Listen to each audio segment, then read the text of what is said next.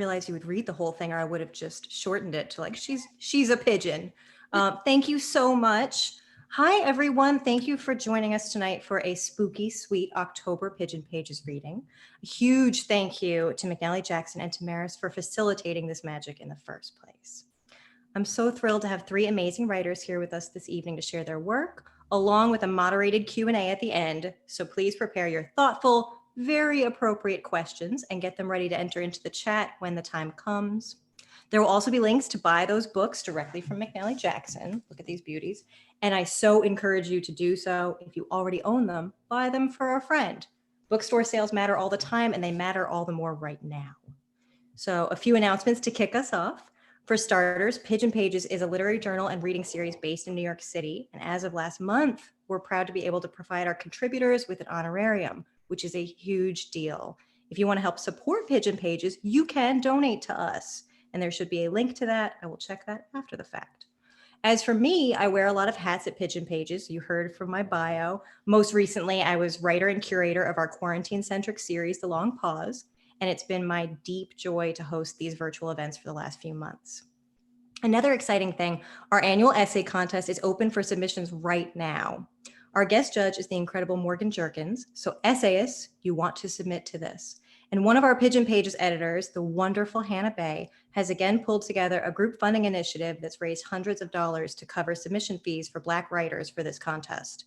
So if that applies to you or a writer you know, please reach out to us. You could get your contest submission fee covered. So message Pigeon Pages on social, DM me on Twitter. You can enter it into the chat here. And the contest closes November 15th. So you still have plenty of time. And last but not least, I believe you're all muted. So please keep it that way, though we're happy to see your faces if you're comfortable showing them. I love those faces. You all look beautiful. And with that, let's get started with our first reader of the night, near and dear to my pigeon heart. Alisson Wood's writing has been published in the New York Times, the Paris Review, the Rumpus, Catapult, and No Tokens magazine. Alisson teaches creative writing at New York University and at Sackett Street Writers Workshop. She is the founder and editor-in-chief of Pigeon Pages. She was a winner of the inaugural Breakout 8 Award from Epiphany Magazine and Authors Guild. Being Lolita from Flatiron Books at Macmillan is her first book. Thank you, Alisson. Oh my goodness, thank you so much, Jordan. I'm so excited to be reading at my home nest. I'm just so lucky and grateful that along with Ashley Lopez and Madeline Mori that we've been able to create this like wonderful, inclusive community. And I'm just so grateful. It's just, you know, Jordan hosts, and she was our inaugural essay winner. Sarah Gerard was our very first contest judge. Angbeen, we were able to publish her wonderful poem. I'm just so grateful for all of the overlaps and intersections of all this wonderful work and these wonderful folks. So I'm going to read two short little sections from Being Lolita, and yeah, okay. Being Lolita. The first time he kissed me, it wasn't on the mouth.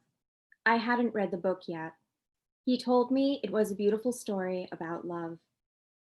We would meet in the next town over, a diner off the highway, open all night. I would know what time to meet him in our booth in the back corner because in the middle of his class, in front of everyone, he would look at me, look into my eyes and write a number on the blackboard, 8 or 9 or 10, and then wipe it away with his other hand. He was an English teacher in my high school. His shirt sleeves were always chalk kissed with white. He was 26. The first time he saw me, I was 17. I would tell my parents I was going to a friend's house or studying somewhere, but really, I would be sitting across from him for hours, the pastel painting depicting Greek ruins on the wall above him, while he would grade his students' essays, and I would sometimes do my Latin conjugations. Mostly, I would write to him, in front of him, and he would bring it home or sometimes read it there under the 24-hour fluorescence and then write back, all over napkins, the paper placemats, scraps from school. We probably covered hundreds of pieces with cursive, but I have only the handful that I hid from him, kept close and stolen away. Before we would leave, he'd take the papers and napkins and rip them up, put them into our water glasses, and I would watch them lose their shape and the ink bleed. I wasn't allowed to keep things. I wasn't supposed to call him Mr. when we were alone, only his first name, but I could never call him that in school. No phone calls, no emails, no touching. He made the rules. The rules were broken at that diner in our booth. It was May. Summer was almost there, and graduation hung in every classroom. Crepe paper and glue glitter banners filling the halls, a countdown everywhere. You couldn't escape it. He was trying to teach me about great literature, to prepare me for what I would face as a freshman in college just a few months in the future. You should definitely be an English major, he told me, leaning back into the booth, his arms stretched out on top of the bench, taking up so much space across from me. It was the pose that, if we were on a date, unseen in a dark theater, would be the transition movement before he put his arm around me. He wouldn't bother with a fake cough. He'd just go for it, I was sure. He would read me the greats at our table of beige formica and dull silver. Poe, Dickens, Hawthorne, Carroll.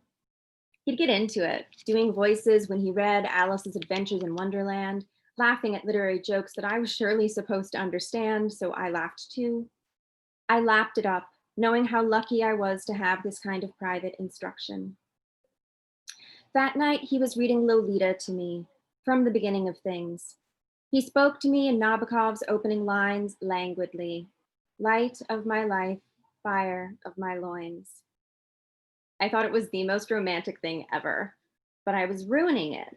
I had a bug bite and I kept pushing my ankles together, trying to quell the tinge of itch. A child who couldn't sit still. He began rubbing the edges of the pages with his thumb, harder and harder as his voice grew louder, creating tiny rips in the paper as he stroked them. Finally, he asked, "A mosquito bite?" "Yes," I said, an invisible ruler against my spine. "Don't you have any calamine lotion?" "Not on me," I said.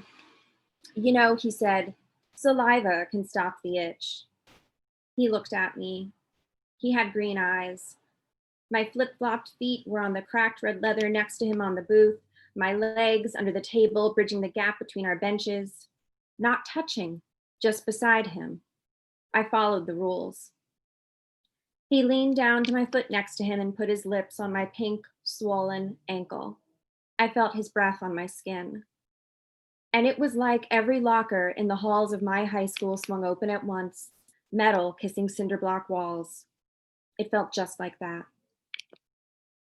And then I'm going to skip ahead to a little bit farther in part 1. I was beautiful in high school. I don't know why that is so hard to admit, but it is. Acknowledging the fact that I was attractive as a teenager feels shameful, the dirtiest of secrets, something you should never say openly. Yet anyone looking at a photograph of me at 17 would see what I do now. Clear, fair skin, big blue eyes, dark hair, the beginnings of an hourglass shape. If a boy had a crush on me, flirtations would often allude to how I looked like a Disney princess. And I did, if Disney princesses wore jeans and black nail polish. I look back at photographs from 20 years ago and see it plain. I was pretty. Prettiness is complicated. Not acknowledging this feels like a live omission, sidestepping something important. But being pretty didn't make me any more or less vulnerable. Being pretty didn't stop me from being suicidal when I was 15 and 16. It didn't stop me from making bad choices about where I placed my trust. It didn't make me easier prey, but maybe it made me stand out. At 17, I was deeply insecure and convinced I was not capable of being loved, and also certain that my body was my only possible source of power. I held both of these beliefs tightly, one in each hand. One did not discount the other. I knew that my only chance of getting what I wanted more than anything, to be noticed, to feel like I was in control of some part of my life, was through being attractive. This was the early aughts. Britney Spears had already asked for it one more time. Christina Aguilera stripped on MTV. Even Fiona Apple writhed in her underwear for her music videos. Stores like Abercrombie and Fitch sold short skirts by the thousand at suburban malls like the ones I roamed. Jeans were so low that bikini waxes were considered necessary, and push-up bras filled the racks of Victoria's Secret. The casual coverage of grunge clothes, oversized flannels, ripped tights, long prairie skirts were so not cool anymore. To be pretty meant a certain amount of conscious, of overt effort.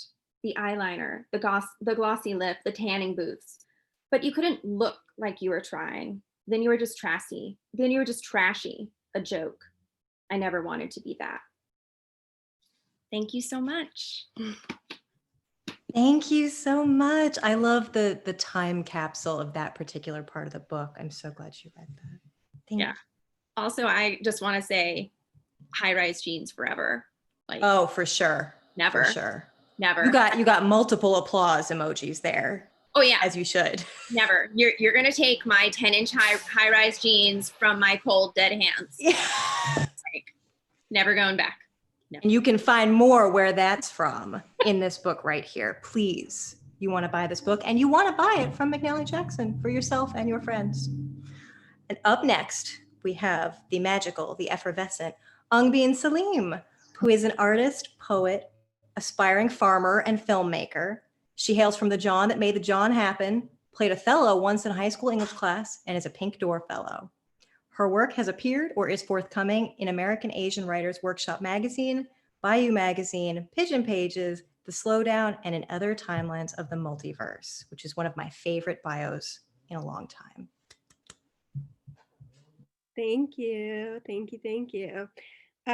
Just wanted to say thanks to Pigeon Pages, McNally Jackson, Jiordan for organizing this and hosting, for my fellow readers, Alisson and Sarah. So excited to be here with you all. And I'm so happy for everyone who came and even everyone who didn't come but wanted to come. I appreciate you all. So I guess I'll start off with the poem that was in Pigeon Pages. And if you don't know what Shark Tank is, it's a TV show I'm obsessed with, and maybe don't become obsessed with it, or maybe do, I don't know. It's called Black and Brown People on Shark Tank. We are seeking $1 million for 12% of our stories. This product will revolutionize the industry. We are revolutionaries. We are evolutionaries. I used to work in the restaurant business. I graduated from Harvard, Yale, and Princeton with a BA, MBA, PhD from all three. I'm a sophomore in college. I'm in high school. I'm 10 years old. I haven't been born yet. My family told me I wasn't going to make it. My family was very supportive. Yes, there is a need for this product in our communities. Yes, people have curly hair in our communities. Yes, people die in our communities. Yes, this is an original recipe. Yes, my mother gave it to me. She died single-handedly saving a burning bus full of orphans on I-95. No, there's no product like this on the market yet. No, this isn't a niche product. I mean, there is a large niche for this product. Yes, there is a need for this kind of product. No, this product isn't exclusively for my community. I am not being exclusive. I've never been exclusive. I have never been excluded. Yes, I'm sure anyone can use this product. Yes, anyone with hair or heart or nails or feet can use this product. Yes, the margins are high enough. Yes, we're cash flow positive. Yes, my people have money. Yes, my parents had money. I'm a hard worker. If you tell me to jump, I'll fly. I'll quit my job. I'll quit my wife. I'll quit my life. My family came here with no money. My family has no money. My money has no money. I'm worth it, I promise. You won't regret it. I believe in this product. I believe in this brand so much. I want money, not a loan. And here's a story about the time my dad took a loan out and we couldn't eat for the next 10 years.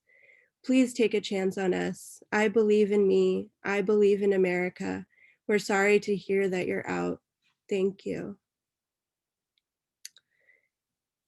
This next poem is a work in progress. I just changed the name yesterday, but I wanted to share it. It's called Letter from My Grandmother, My Mother, Me, and Whoever Comes After Us to Each Other. After Celine's song. We, endlings, will be buried where the earth meets our lips, where our throats are the dens of an unkept language. We've kept no country, no promise to ourselves, held hands softened only by one another next to the light of a passed down lamp. We mark our presence with supplications whispered into the cheek of a tree. Each place you pray will pray for you, our mothers told us. Every step on every sidewalk, an invocation against hopelessness. Every caved-in wave, a makeshift adhan for us interlopers. We bear witness to the ones that find the graveyards full. We love what has been lost before we lose it, because we know this world pickles our losses and makes them just sweet enough to eat again. What can you give us that we have not already served as a main course? We don't need you to come back for us. We are already cliff, edges ghosted into ocean. Our ancestors have already braided the tendrils closed. Ghosts make room for ghosts. What holds us down also keeps us listening. We make a world we think we can't live in. Like grandmother, like sister, like mother, we know what it's like to be our own suckle, buckling beneath the weight of our pyre. The earth hardens, refusing our seed. We wail for a silent recompense. We remake our lineage in our own image. We eke out joy, holy in its drip. We live off snared hope, the snaked utterance of our names. This last poem is when I used to ride the Q train a lot more and was inspired by the Q train. It's called If I Look Through the Q Train Windows at the Right Angle on the Manhattan Bridge, I Can See in front of me and behind me at the same time. What a day, what a year, what a mother, what a daughter, what a past, what a present, what a samosa, what a dance, what a love, what a kiss, what a hope, what a season, what a cry, what a subway ride, what a friend, what a period, what an ex, what a tree, what a community, what a kindness, what a seed, what a magic, what a movie, what a letter, what a word, what a whirlwind, what a poem, what a city, what a skyline, what a body, what a heart, what a hug, what a soul, what a time, what a pillow, what a rest, what a father, what a sleep, what a dream, what a life, what a mirror, what a break, what a joy, what a sorrow, what a forward, what a hello, what a yellow, what a dress, what a leg, what a lip, what an embrace, what a grace, what a prayer, what a bird song, what a cookie, what a whatever makes you whole. And that's it. Oh, my heart. Thank you so much for that. I remember when we first encountered your Shark Tank poem, and I was like, yes, this is a moment. This is happening. And you had me at Q Train, you had me at Samosa. Thank you so much for this. Beautiful. And I'm sad to say, but also excited to say, we have our final reader of the evening, the powerful, the very cool Sarah Gerard, the author of the novels True Love and Binary Star and the essay collection Sunshine State, and is the co-author of the art book Recycle. Her work has appeared in the New York Times, Guernica, Granta, McSweeney's, The Believer, and Electric Literature, and the anthologies We Can't Help It If We're From Florida, One Small Blow Against Encroaching Totalitarianism, Erase the Patriarchy, and Tampa Bay Noir. Welcome, Sarah. Thank you. Alisson and Angbeen, it's so wonderful to hear you both read. I'm a huge fan and a huge fan of Pigeon Pages, and so honored to have a history with this reading series and to know you all and to be invited tonight. So thank you. I'm going to read a little bit from True Love, and I don't know that you really need much setup. This is from chapter 2, and the protagonist, Nina, has just showed up at her new boyfriend's house to model for him in the nude. He's an artist. When I returned to model for Seth in the nude, I was surprised to find that our high school art teacher was there in his studio drinking wine. The stone roses were playing in the room's half darkness. I sat next to Mr. Crook, a clean, gentle gay man. We were silent as if bewitched by the presence of Seth, a sort of modern oracle. I hear you're a novelist now, Mr. Crook whispered. I couldn't tell if he was amused. His eyes were fixed on the development of Seth's abstract masterpiece. That's my book, I said, gesturing to the orange envelope unopened on the floor near a stack of art forum. Extraordinary, said Mr. Crook. Seth, what can you tell me about this future bestseller, he said.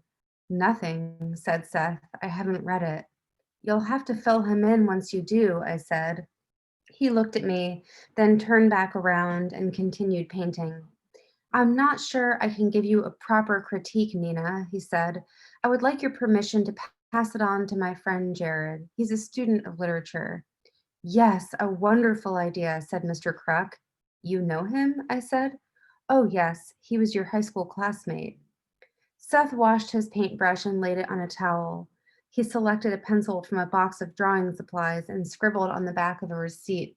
This will depend on his other commitments, he said, but here's his number. I'll tell you when to text him if he agrees. He prefers to text.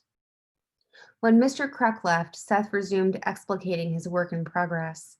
I feel that negative space and form play important recent roles, he said. I transmute proportions of negative space onto dissimilar, arbitrary portions of canvas. Thereby, I explore space in painting, in particular the oppositional forces caught in the openness of absence. I lingered. He disappeared into the bathroom adjacent to his bedroom, and I heard him brushing his teeth. He emerged in his boxers, wearing glasses, as if ready for bed. So, when do you want to start? I said. He squinted. The modeling? Oh, I'm sorry, I don't have time tonight, Nina. The demands on my time are immense. The real world steals my sanity. Here I am, constantly surveilled and manipulated by technology, reality and advertising alike pissing in my face. You understand. I, too, often felt attacked, put upon, pushed around. I couldn't help but feel as if only I could love Seth enough for him to be fully open, and that only he could lend me the recognition I so needed. Falling in love with Seth was a way of falling in love with myself. So I'm going to skip to the next chapter, chapter 3, and this is when Nina goes to Gerrard's house to have her novel critiqued. Soon after the aborted drawing session, Gerrard invited me to his home. I arrived in the early evening, chained my bike to his fence on the brick street, and proceeded up the paving stone walkway through a sandy garden of wilting bromeliads. The house was Spanish style, eggshell colored, with a screened-in side porch.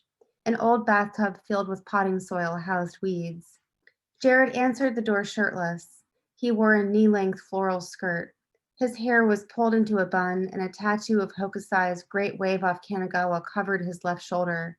Welcome, Nina, he said. Come in. The entrance was partially lit by an antique floor lamp draped in red silk. I eyed the bookshelf and recognized many of the authors I'd read in my undergraduate gender studies and African American literature seminars. Through an open bedroom door, I could see a man with a Jew fro sleeping beside a skinny white woman covered in stick and poke tattoos. So, you're a writer? I said to Gerrard. I am an artist, he said. One of my media is text. What are your other mediums? Media, he said. Carpentry. You may have seen some of my work at Black Box, the local gallery. Did you have a show? I said. I made the benches. We proceeded past the open bedroom and onto the porch, where an old corduroy sofa shared space with a particle board coffee table, a grill, a dusty workbench, and several unopened cardboard boxes sagging under stale rainwater. It was carpeted pool table green. Tell me about your writing, Gerrard said. He opened a cigar box on the coffee table. It held 4 Swisher Sweets, a sandwich bag of dry shake, an X-Acto knife, and a lighter. I sat on the couch. What do you want to know? I said. Whatever you see fit to tell me. Well, the book is loosely based on my life. I had wondered. But, I mean, it's fiction. Well, what's true and what's not? None of it's technically true. He rolled the blunt silently as I watched. He licked it, dragged his thumb lengthwise down the paper, spun it, then stuck the whole of it in his mouth and pulled it out again. I look forward to talking with you about your novel, Nina, he said. First, I need to pass some items along to a friend who has just arrived. A black beetle pulled into the driveway. A petite woman climbed out of it. She wore pin-up shoes, black and white polka-dotted shorts, and a lime halter top. She teetered up the walkway and across the yard. Hang on, Claudette, let me get them, said Gerrard. Excuse me for a moment, he said to me. No problem. The woman opened the screen door and held her hand out for me to shake it. There was something hostile in the gesture. How do you know Gerrard? She said. Seth introduced us. Why? I'm a writer, I said for the first time. Gerrard's reading my novel. She looked at Gerrard. He was just returning with a shopping bag of women's lingerie, which he handed to her. No, Claudette, he told her, reading her face. She's sleeping with Seth. Oh, we should hang out sometime, she said. She seemed to be saying this for Gerrard more than me. I listened as she segued into a story about a love triangle at the coffee shop where I gathered she and Gerrard both worked. The full version involved a lot of characters, some of whom were as yet unidentified. Gerrard sensed that I was waiting and lit the blunt. He passed it to me on the couch. I passed it back to him. With the blunt, we were passing back and forth the understanding that Claudette was intruding on a conversation that was only just beginning. He took out his phone and nodded to show her that he was listening. He began to move his thumbs across the screen. Claudette continued. She was speculating about the possibility of the coffee shop's management disapproving of staff affairs, whether it was possible the owner would fire someone.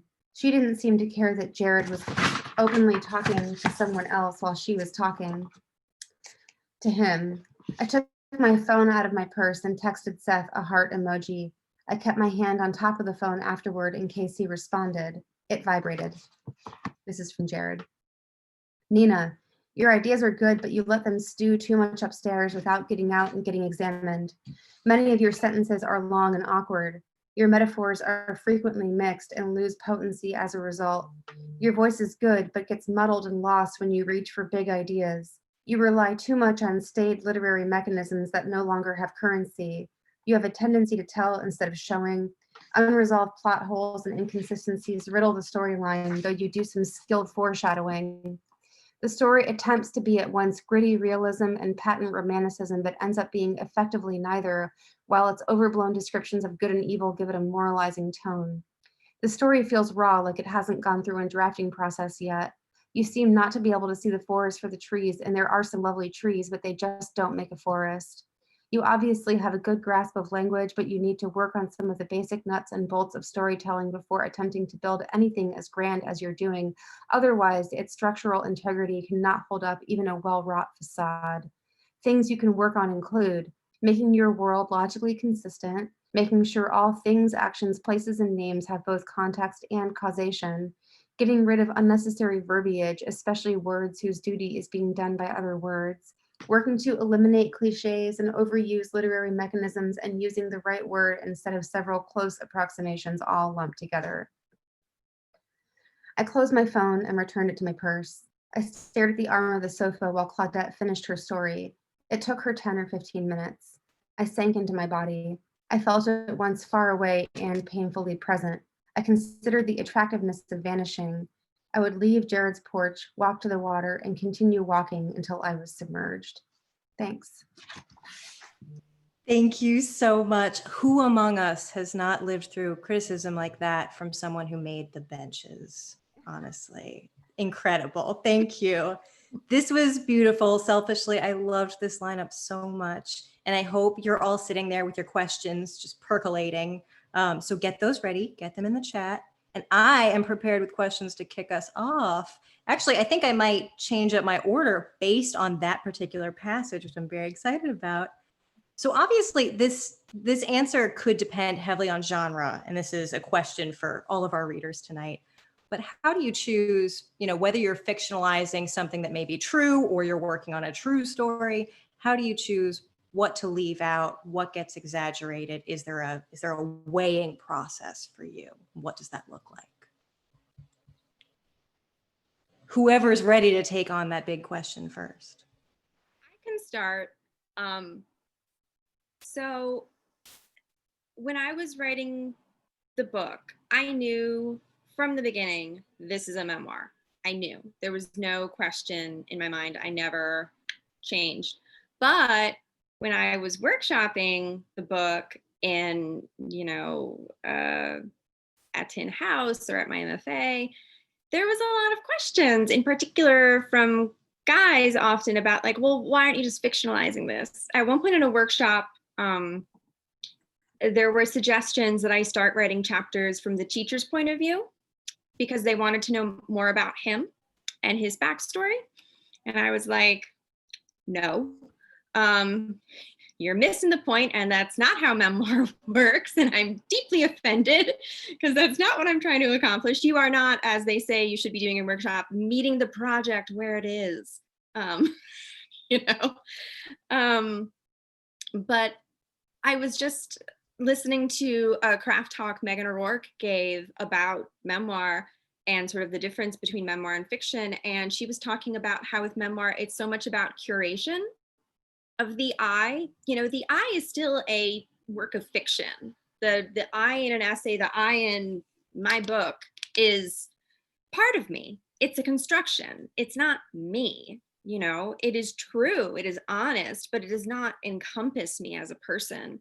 So even that is craft and is a construction. So I think in a lot of ways, fiction and memoir have a lot in common. But I think that sort of the difference is like, are you committed to the truth, the whole truth, and nothing but the truth, even if it's like ugly or shameful or anything? Or are you willing to sort of let go of some of those things to sort of bend the will of the narrative or what would make the story better or, things like that. But I think all prose is based on the same sort of foundational structures, the same tools. I even think poetry is a lot of the same tools. Like whenever I teach nonfiction or fiction, I talk about language in the same way that I talk about poetry. We're talking about alliteration, repetition, rhythm, rhyme, the title, all of these things. It's all the same language. It's all the same sort of basic stuff. So.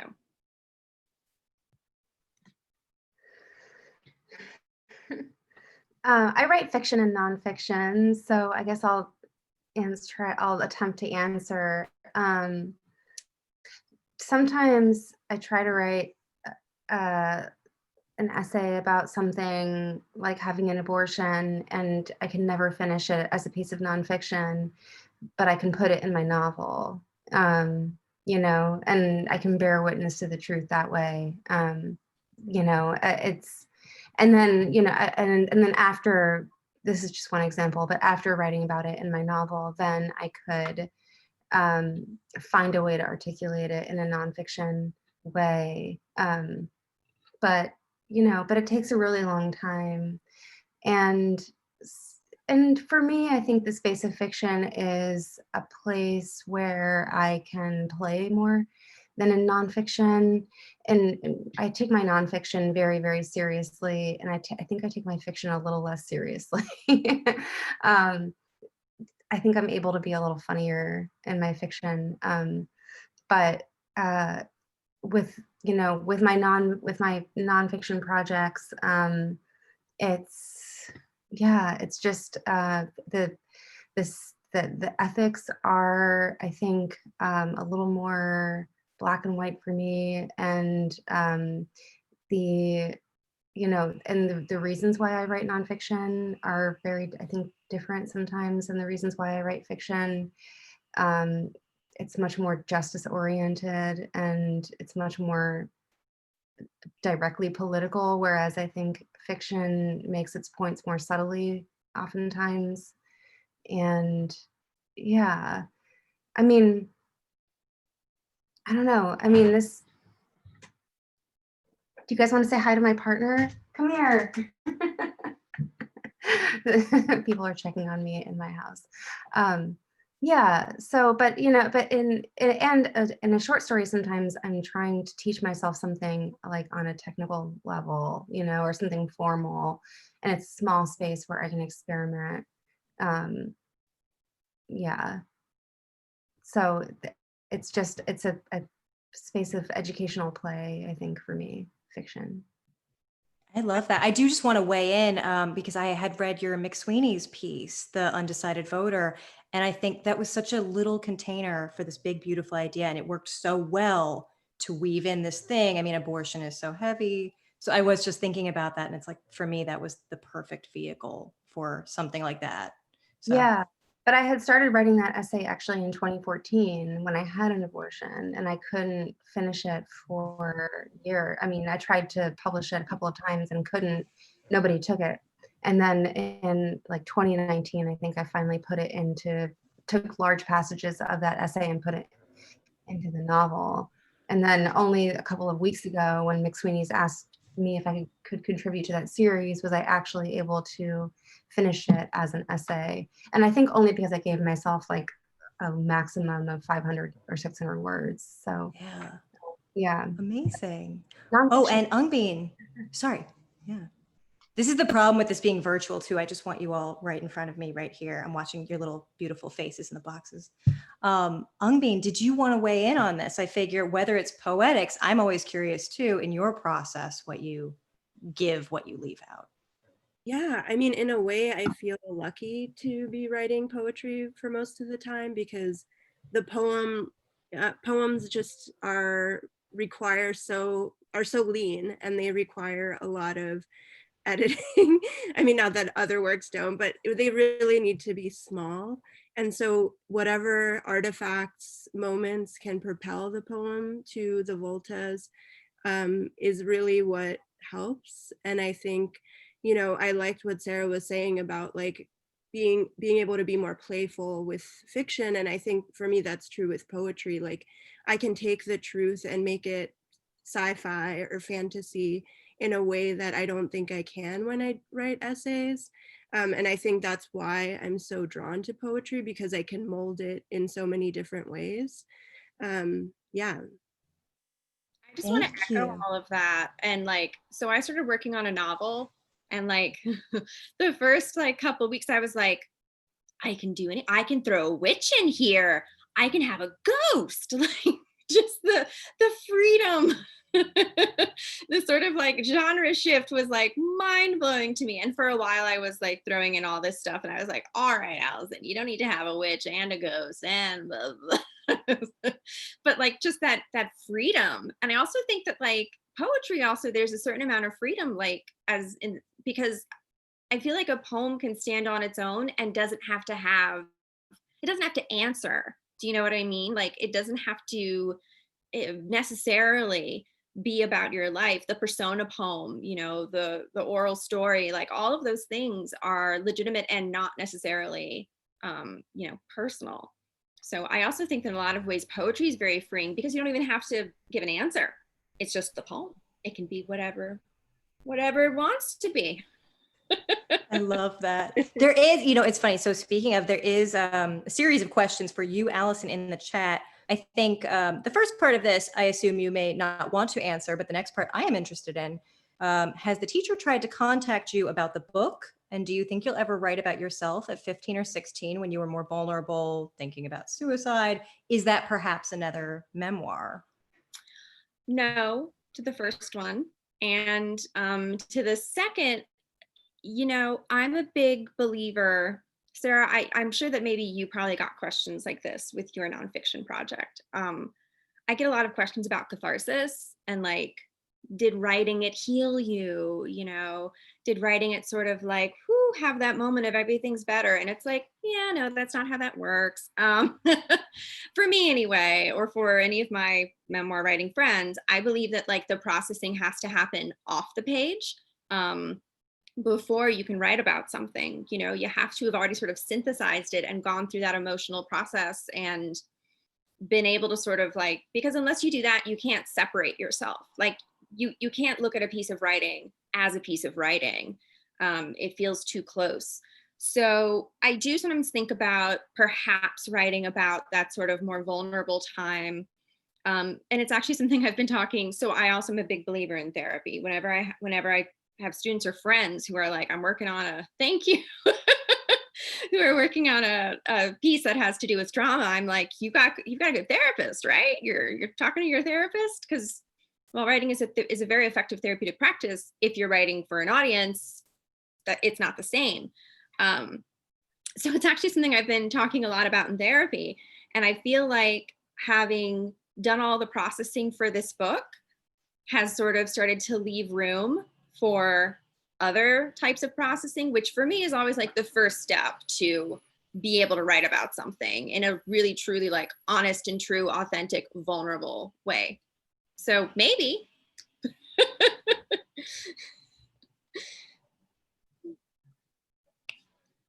That's my answer. Sarah, did you also get questions about catharsis when you were promoting your essay collection? Yeah, I was just thinking about that. I mean, I've gotten it with my fiction too, because my first novel was about anorexia. So Right. a lot of people would approach me at readings and talk about their own anorexia and ask me if it helped to write about it. And it does. And it doesn't solve it. But it helps. It helps me to feel less ashamed of, of having a disease. um, and then I think the same is true with anybody writing about trauma, if, as you said, they have, a support system in place to help them through that. I have a therapist. I've always had a therapist, and periods when I haven't, I've quickly had to seek one out. I don't know. Yeah, I think a lot of writers are really messed up people, and that's probably why we write. And there's, no shame in that. And I don't know. I love us for all of our fucked up, grotesque beauty. But yeah, I mean, in my nonfiction too. I mean, I've written about like having an eating disorder in nonfiction, in my fiction and my nonfiction, and I've written in my nonfiction about other experiences that I guess could be called traumatic, although I'm not sure they had like long-term traumatic consequences, all of them. So, I mean, some of them have, but it does help to write about them. Yeah, it does. And to revisit I think as a nonfiction writer, I really love like research, and I love documentation, and I love my archive, and Yeah. I have a lot of shit that I don't even know what I have, but all of it is material for, my books, whatever I'm writing.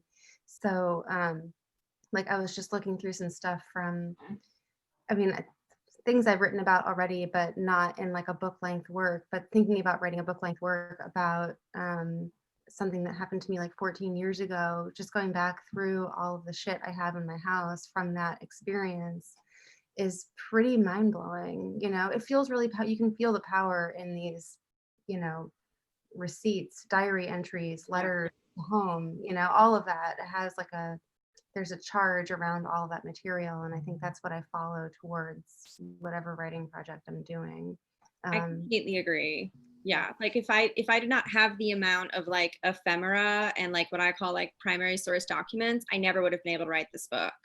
And I think that for me, like one of the most powerful parts of having written this book is actually the reaction I get from readers, like readers sending me messages and emails saying, I read your book and something similar happened to me, and I feel seen, like I feel understood, I feel acknowledged. Like the first time I got one of those messages, like I bawled, because that's like everything that I wanted so badly when I was 17. And just to know that I had done that for someone else is just like such a fucking like honor and a privilege. And it's just, sorry, I'm getting like teary again. I think it's just because like the world is so much. So I don't know about everyone else. I feel sort of like a raw thread right now. But yeah, like I think for me anyway, like that's the power of like writing a true story, is that you can really sort of like connect with people and their real lives in a way that fiction can also obviously be very like powerful and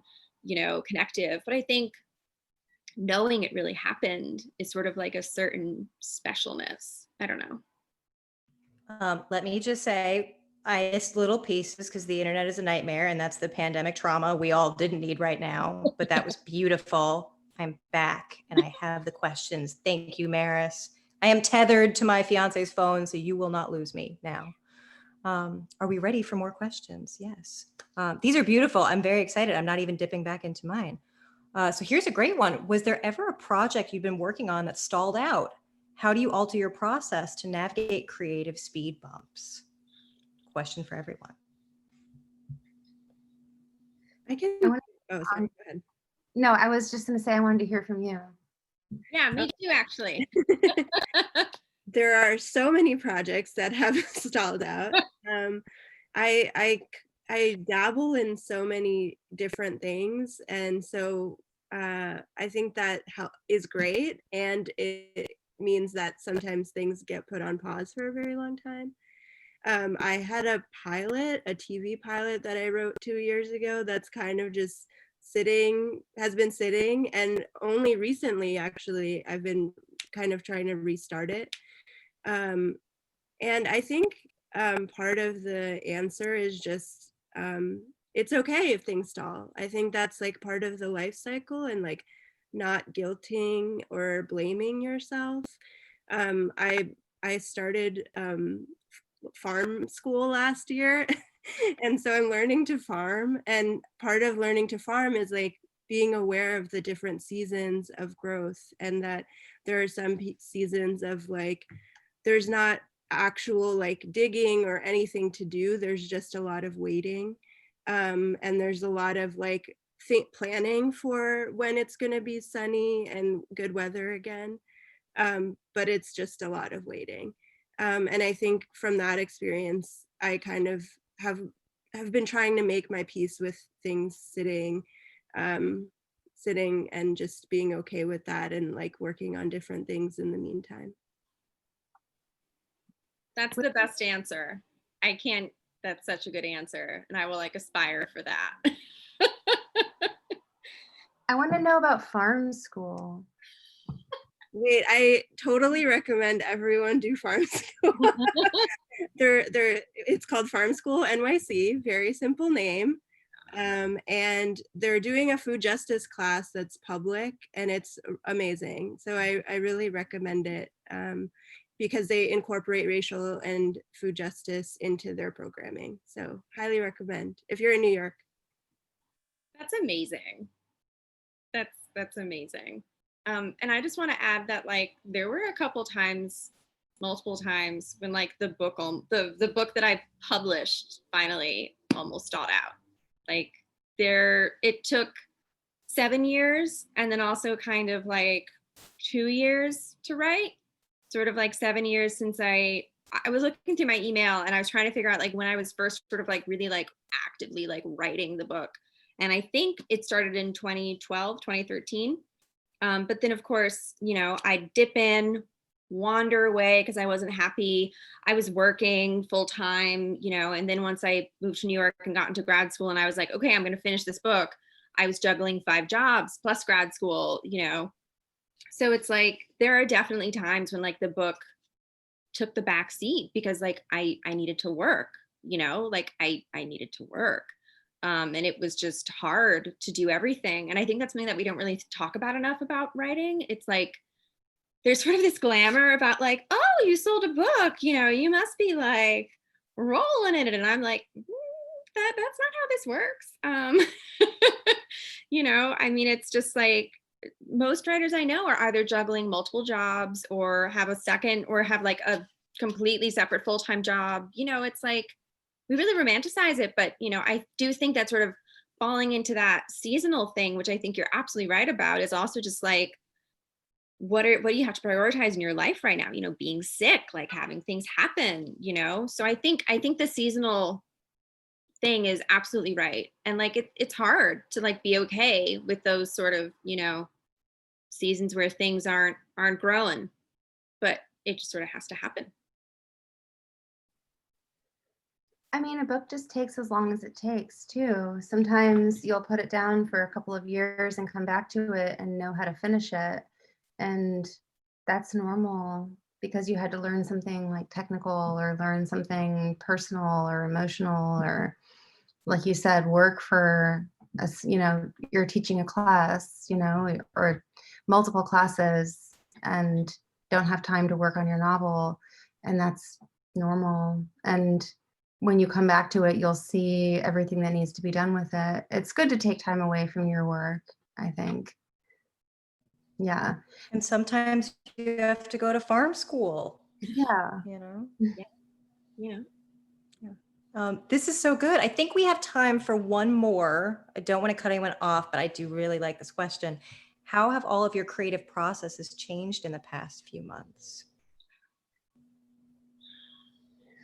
I have a lot more time to write now than I did actually before the pandemic. And that's because my partner and I moved back in with my family, and I'm not teaching right now.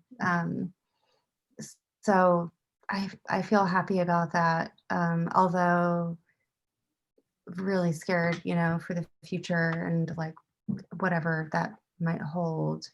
But I've just been reading and writing lately. So for me, it's been okay. I have not been leaving home, which is actually a very natural state for me. I've had the opposite in that since March, I live right outside of New York City. It was really, really scary here for quite a while. And I've barely done any writing since that. And then I also sort of went straight from quarantine and like it being really bad and scary to the promotion of a book, which I've heard from many people is sort of like not usually a time when you're writing a lot or creating a lot. Because it takes a lot of like not just your time, but like your energy, like you want to be present, you want to like do the work, you want to show up. So I have had the opposite experience where I've written very little. I've read very little. And really, I've been binge watching Impractical Jokers because it makes me like snort laugh. Things I've been watching. Right now, I'm binge watching Going RV, which is this show about like people like picking out their RV, which at some point I'm going to write an essay called my binge watching myself, because there's always some sort of like background meaning for it. So of course, like watching RVing is like, wow, maybe I could just like wander around with my home because I feel so trapped right now. Anyway, yeah, I've had the opposite experience, but hopefully it's just a season. It's a season. Yeah, I feel like I'm in the same boat. I haven't been writing a ton. And it's a pandemic, y'all. There's a lot going on in the world. There's an election gonna happen in a few weeks. Like, it's a pretty wild time. And so I'm trying not to be too rough on myself, which is hard. And trying to be creative and archiving and remembering in small ways, at least journaling a little bit. And my new creative practice is doing nail art every week. And I'm like, okay, if I can do some nail art, I'm still a creative person. And that's how it makes me feel. And that's kind of what I've been dedicating a lot of time to, is nail art tutorials. I love I it. just saw your little ghosts, which are amazing. I don't know if those are current, but I saw them. Oh on the yes, they are internet. current.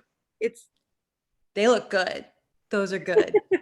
Yeah. Oh my God. You come for the books, you stay for the farming and the nail art. Exactly. Yeah.